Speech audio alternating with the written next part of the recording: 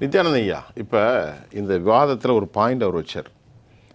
உலக தலைவர்கள் எடுத்துக்கிட்டா இன்னைக்கு அமெரிக்காவுடைய டொனால்ட் ட்ரம்ப்பும் இம்மானுவேல் மேக்ரான், கியார்மர், நீங்கள் எடுத்துக்கிட்டிங்கன்னா பெஞ்சமின் நெத்தன்யாஹூ, எல்லா ஸ்டேட் தலைவர்களுமே நாங்கள் பார்க்குறோம் நேரடியாகவே பேசுகிறார்கள். என்ன கேள்வி கேட்டாலும் இந்தியாவில் ஒருத்தர் கேட்குறாரு, எனக்கு இங்கிலீஷ் புரியல போயா அப்படின்ட்டு போயிட்டார்.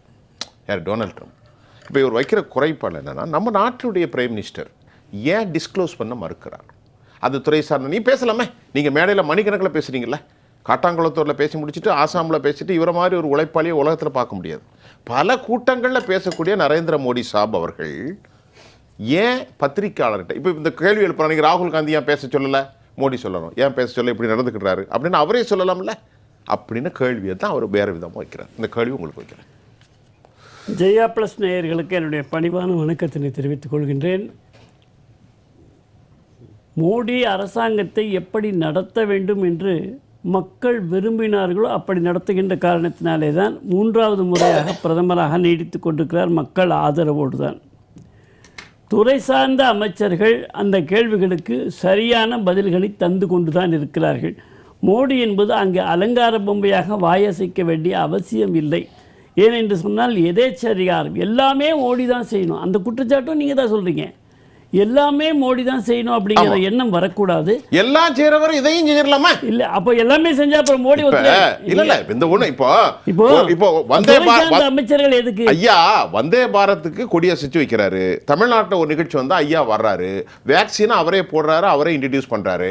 அப்போ இந்த பப்ளிக் இஷ்யூ வரும்போது why should have skipped the responsibility? I am asking to the concerned prime minister, they must come here. இல்ல, நீங்க தமிழ்நாட்டை பத்தி தனிப்பட்ட முறையில் எடுத்தீங்கன்னு சொன்னா மோடி வந்து அவ்வளவு கூட ஸ்டிக்கர் தான் இங்க வேலை செய்யுது. அவர் அசைக்கிறது வேலை செய்யல. இல்ல, ஒரு பேச்சுக்கு சொல்ல வரேன். ஒரு கட்சி நான் என்ன ஐயா, நீங்கள் ஒரு அறிவுஜீவி களத்துல இருந்து பேசுறீங்க. இவ்வளவு விஷயங்களை செய்யக்கூடிய நரேந்திர சாப் மோடி ஐயா அவர்கள், எனக்கு கொஞ்சம் பேச விடுங்களேன். பேசுங்க. துறை சார்ந்த அமைச்சர்களுக்கு மோடியினுடைய ஆட்சியிலே சுதந்திரம் இருக்கிறது, அதற்கான அறிவாற்றல் இருக்கிறது. இல்லை என்றால் அவர்கள் மாற்றப்படுவார்கள். எனவே அவர்கள் அதற்கான பதிலை சொல்லுகிறார்கள். எடுத்துக்காட்டாக சொல்ல வேண்டும் என்று சொன்னால் கனிமொழி அவர்கள் சொன்னது. இப்போ கூட பெரியவர் பாலு சொன்னார், இந்த மாதிரி கனிமொழி இப்படி பேசினாங்க, நீங்கள் அதை அவங்க செய்யலைங்கிற தப்புக்கு தானே உங்களை கொண்டாந்து வச்சாங்க. அது பேச வேண்டிய வேலை உங்களுக்கு கிடையாது. நீங்கள் செஞ்சீங்களா இல்லையா? அப்போ நீங்கள் என்ன, உங்களுக்கு என்ன உரிமை இருக்கிறது அதை பேசுவதற்கு? சொல்லுங்கள். நீங்கள் ஊர் பூரா திருடுவீங்க, அடுத்தவங்க நம்ம திருடன்னு சொன்னால் என்ன அர்த்தம்? அதனால் அந்த தகுதியை அவர்கள் இழந்து விட்டார்கள். யாரு? திராவிட முன்னேற்ற கழகத்தினுடைய பாராளுமன்ற உறுப்பினர். அந்த தகுதி அந்த மோடி அவர்கள் இலங்கை அகதிகளுக்கு செய்யவில்லையோ என்று சொல்லுகின்ற தகுதியை 19,500 அகதிகள் இருக்கிறார்கள் என்று சொல்லுகிறார்கள். ஏன் இத்தனை காலம் செய்யவில்லை? அங்கே 1.5 கோடி தமிழர்கள் கொன்று குவித்ததற்கு காரணமாக இருந்த கனிமொழியும், அதாவது கலைஞர் அவர்களும் மன்மோகன் சிங் அவர்களும் என்று அவர் பேசினாரா? பேசியிருக்கலாம். அப்படி பேசினாரா?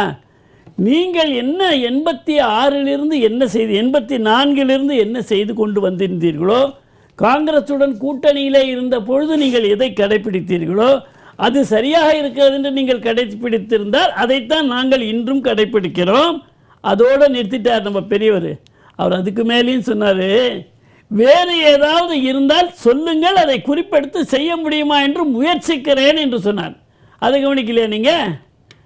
அதனால் செய்யக்கூடாது, நீங்கள் செய்கிறது அப்படியே செய்கிறேன், நீ யார் கேட்குறதுக்குன்னு கேட்கல அவர். நீங்கள் என்ன செய்தீங்களோ அதை செய்கிறோம். நீங்கள் தப்பு செய்கிறேனாவது ஒத்துக்கிறீங்களா மக்கள்கிட்ட? ஒரு வேலையும் நீங்கள் செய்யலைங்கிறத ஒத்துக்கிறீங்களா? நீங்கள் இப்போ என்ன செய்யணும்னு நினைக்கிறீங்க சொல்லுங்கள், அதை நம்ம செய்கிறோம். அது மாத்திரமல்ல, இலங்கையில் அங்கே இருக்கக்கூடிய பாதிக்கப்பட்ட தமிழர்களுக்கு விரைவாக வீடும் மற்ற வசதிகளும் செய்து கொடுப்பதற்கான அத்தனை வேலைகளையும் மோடி எடுத்துடுறார். இப்போவும் இலங்கைக்கு போகிறார், திருப்பியும் போயிட்டு அங்கே பேச்சுவார்த்தை நடத்துகிறார். தமிழர்களுக்கு உரிய மரியாதை கொடுக்கப்பட வேண்டும் என்று சொல்கிறார், சமமாக நடத்தப்பட வேண்டும் என்று கேட்கிறார். இவையெல்லாம் ராஜீவ்காந்தி காலத்தில் கேட்கப்பட்டது. அதுக்கு பிறகு காங்கிரஸ் மறந்து விட்டது. ஏனென்றால் ராஜீவ்காந்தி எப்போது குண்டடியில் செத்தாரோ அப்பொழுது காங்கிரஸ் பூமிக்கு கீழே போய்விட்டது. விடுதலை சிறுத்தைகளோடு எந்த ஒரு பிரச்சனையோ பிரபாகரனோடவோ யாரோடுமோ அவர்கள் பேச்சு வைத்துக் கொள்ளவில்லை. விடுதலை சிறுத்தைகள், விடுதலை புலிகள் நம்முடைய கருணாநிதி அவர்களே தனக்கு பாதுகாப்பு வேண்டும் என்று மத்திய அரசிடம் கேட்டு பாதுகாப்பு பெற்றார். என்ன காரணம் சொன்னார்? என் உயிருக்கு ஆபத்து. விடுது யாராருக்கு ஆபத்து? புலிகளால் ஆபத்து. புலிகளால் ஆபத்து என்று சொன்னார். அந்த ஆபத்தை செய்தவர் யார்? வைகோ. அந்த நான் சொல்லல. அந்த வைகோ இப்ப கூடவே இருக்கு அப்படின்னு குற்றச்சாட்டப்பட்டது. அந்த இடத்துல முரசொலி மாறனும் கருணாநிதி. அப்படிப்பட்ட ஒரு வரலாற்றுக்கு நாயகர்களாக நீங்கள், சொந்தக்காரனான நீங்கள் அமித்ஷாவை பார்த்து கேட்பதில் என்ன பொருள் இருக்கிறது? அமித்ஷா வரவேற்கிறார், உங்கள் கருத்து என்ன சொல்லுங்கள் என்று வரவேற்கிறார்கள். திடீரென்று பார்த்தால் நீட் என்று சொல்லுவார்கள். கொண்டு வந்தது அவர்கள்தான். இப்பொழுது நீட் எங்கே இருக்கிறது? உடனே உளவு கேமராக்களை வைத்தார்கள், இஸ்ரேலில் இருந்து கொண்டு வந்தார்கள். இப்பொழுது எங்கே போச்சு? ஒரு முழுக்க பாராளுமன்ற ஒரு விஷயம் நமக்கு எல்லாரும் நீங்க பேசுங்க, உங்க நேரம் எடுக்கல. இஸ்ரேல் எவ்வளவு பெரிய இந்த பெகாசிஸ் இவங்க ஏன் பயந்தாங்கன்னு இப்பதான் நினைச்சேன் சார். அலி கொராரி, பாத் சுகூர், ஹசன் நஸ்ருல்லா எல்லா தலைவர்களும் போட்டு கொண்டாங்க. நான் தினமும் பார்த்துக்கிட்டு இருக்கேன். அப்போ தான் நினைச்சேன், பெகாசிஸ் இந்தியாவுக்கு கொடுத்தான்னா எவ்வளோ பெரிய விஷயமா இருக்கும். நான் நினைச்சேன் அவ்வளோ பெரிய ஆயுத தளவாடங்கள்ல பங்கர் பஸ்டர் B2 போட்டு காலி பண்ணிட்டாங்க சார். அதுல இன்னொரு சுவாரஸ்யமான கம்யூனிஸ்ட் தலைவர்களுக்கும் நீதிபதிகளுக்கும் பெகாசிஸ் கொடுத்தா பயப்பட மாட்டாங்களா? அதுல சுவாரஸ்யமான ஒரு இடைச்சொல்களையும் கொடுக்குறேன். இதே காங்கிரஸ் அமைச்சரவையில் ஒரு அமைச்சர் தன்னுடைய நடவடிக்கைகளை ஒட்டு கேட்பதற்காக கருவி வைத்தார்கள் என்று நம்முடைய சிதம்பரம் அவர்கள் மீதே பழி சொன்ன வரலாறும் இங்கே தான் இருக்கிறது. இருக்கு 13ல இருக்கு 2012-13. இப்படிப்பட்ட ஒரு ஜாதகத்தை வைத்துக் கொண்டவர்கள் எப்படி சொல்கிறார்கள்?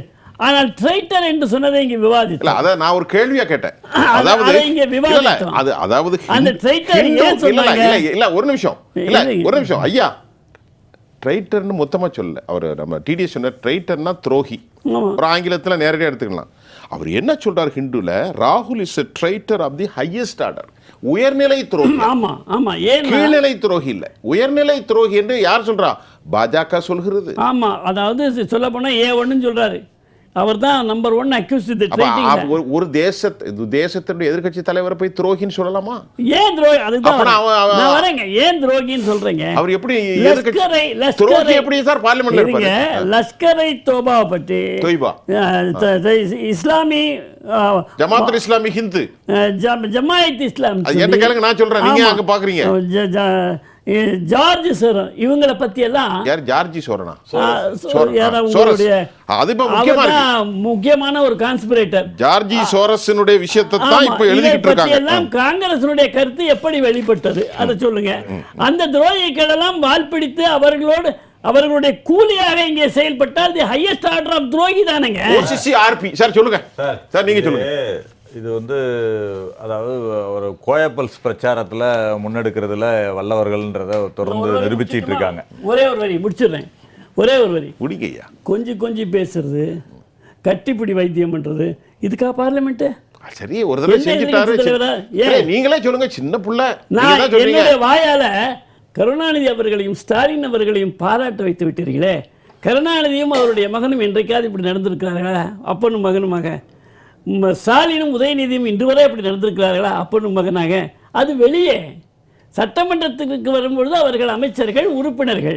பாராளுமன்றத்தில் வருகின்ற பொழுது அவர்கள் பாராளுமன்ற உறுப்பினர்கள். அங்கே கன்னத்தை கிள்ளுவது, கட்டிப்பிடிப்பது, வைத்தியம் பார்ப்பது, பிரதமரை கட்டிப்பிடிப்பது, கண்ணடிப்பது, இதெல்லாம் விளையாட்டுத்தனம் இல்லையா? சின்ன பிள்ளைத்தனமா இருக்குன்னா சிறுபிள்ளைத்தனம், சைல்டிஷ், பப்புன்ற பேரை எஸ்டாப்ளிஷ் ஆயிடுச்சு. நித்யானந்தையா நிறைய கருத்து. சீனாவுடைய விஷயம் ராஜீவ் காந்திக்கு தெரிஞ்சிருக்கு, ராகுல் காந்திக்கு தெரிஞ்சிருக்கு. மோடிக்கு தெரியலன்னா அவருடைய நிர்வாகம் எவ்வளவு கோளாறுல இருக்கு. இன்டெலிஜென்ஸ் ஃபெயிலியர் அப்படிங்கிறார். ராகுல் காந்தியுடைய கனவை கணிக்கக்கூடிய அளவுக்கோ, ராகுல் காந்தியுடைய பொய்யை சிந்திக்கக்கூடிய அளவுக்கோ மோடிக்கு தெரியல. அப்படிதான் ரவிச்சந்திரன் சொன்னார். ராகுல் காந்தி பொய்யெல்லாம் பேசுகிறாரு, சீனாவை பற்றியெல்லாம் இப்படி ஆக்கிரமிப்பட்டாங்க, அப்படி ஆக்கிரமிப்பட்டான்னு உண்மைக்கு புறம்பா சீனா சொல்லி கொடுக்குற பொய்யை கிளிப்பிள்ளை மாதிரி இங்கே சொல்லிட்டு இருக்காரு. அது எப்படி மோடியையும் இன்டெலிஜென்ஸும் பார்க்க முடியும்? அவங்க கற்பனை இல்லாமல் பார்க்கறதுக்கு இன்டெலிஜென்ஸ் இங்க. அதனால ஏதாவது ஒன்று பேசணும் அப்படின்னு சார். இது ஒரு இதை ராகுலை விட்டுருங்க. அருணாச்சல பிரதேசத்தில் 1000 சில்லற kilometre penetration incursion inside the border according to all the international media has been revealed. நாங்க இதை ஸ்கிப் பண்ண முடியாது. உங்களோட ஜெய்சங்கர் இந்தியா முழுவதும் இந்தியா முழுவதும் பாஜகவின் ஆதரவான ஒரு ஆங்கில சேனல் காலையில இருந்து இரவு வரைக்கும் வாதம் நடத்தினாங்க. நான் கேட்கிறேங்க உங்களை கேட்கிறேன். நீங்க ஒரு ஊடகவியலாளர் கேட்கிறேன். அதனால தான் நான் படிச்சதுனால கேட்கிறேன். மோடி ஆட்சிகள் வந்த பிறகு அருணாச்சல பிரதேஷ் பார்டரில் சாலைகள் போடப்பட்டிருக்கின்றன, கட்டடங்கள் கட்டப்பட்டிருக்கின்றன, மிலிட்டரி போகிறதுக்கான அத்தனை வசதிகளும் காஷ்மீர் பக்கம் பண்ணியிருக்கு. எல்லா பக்கமும் இராணுவ வீரர்கள் செல்வதற்கான வசதிகள் செய்யப்பட்டிருக்கிறது. சீனாவுடைய குத்தகைகள்லாம் எடுத்து போடப்பட்டிருக்கிறது. அது நீங்க படிச்சிருக்கிறீங்களா? உண்மையா காட்சி கண்டிருக்கிறீங்களா இல்லையா? அப்படி இருந்தால் நமக்கு சந்தோஷம் தான். அதுதான் உண்மை. ஏன்னு கேட்டீங்கன்னா நாம அதை விட முடியாது. நமக்குள்ள 1000 we would have a kind of நாம உற்றவே முடியாது. ஒரு கல்லும் இங்கே சிவலிங்கம் என்று சொன்ன ஒரு பண்பாட்டின் அடிப்படையில் வந்த கட்சி தான் இது. இன்றைக்கு ஒரு பிரதமர் எதிர்கட்சி தலைவரை நாட்டினுடைய சார்பாக நீ உலக அரங்கில பேச வேண்டும் என்று வாஜ்பாயை அனுப்பி வைக்கிறார் என்று சொன்னார்கள். அப்படி அனுப்பி வைக்கக்கூடிய அளவிலே வாஜ்பாயினுடைய நம்பகத்தன்மை இருந்தது, தேசபக்தி இருந்தது. இன்னைக்கு ராகுல் காந்தியை நீங்க அனுப்பிச்சு வச்சா போற காரியம் இந்தியாவுக்கு சாதகமாகுமா அல்லது இந்தியாவை காட்டி கொடுக்கக்கூடிய துரோகிகளுக்கு சாதகமாக பேசுவாரா? இப்ப எப்படி நடந்துகிட்டு இருக்கு? அங்க இப்படி எல்லாம் பேசுறது அனுமதிக்க முடியாது. பேசும்போது வார்த்தைகளை அளந்து பேசுங்க. வார்த்தைகளை அளந்து பேசுங்க. பிரதமரை பத்தி கூட நான் சொல்ல முடியாது. பேசுங்க. நீங்க பேசுறது நான் சொல்றேன், எச்சரிக்கிறேன். இதை போன்ற வார்த்தைகளை உங்களுக்கு எனக்கு தெரியும். பிரதமரை பத்தி சொன்னா ஒத்துப்பீங்களா? இன்னைக்கு பிரதமர் ட்ரம்புக்கு வேலை செய்யறாரா, இந்தியாவுக்கு வேலை செய்யறாரான்னு கேட்க முடியுமா?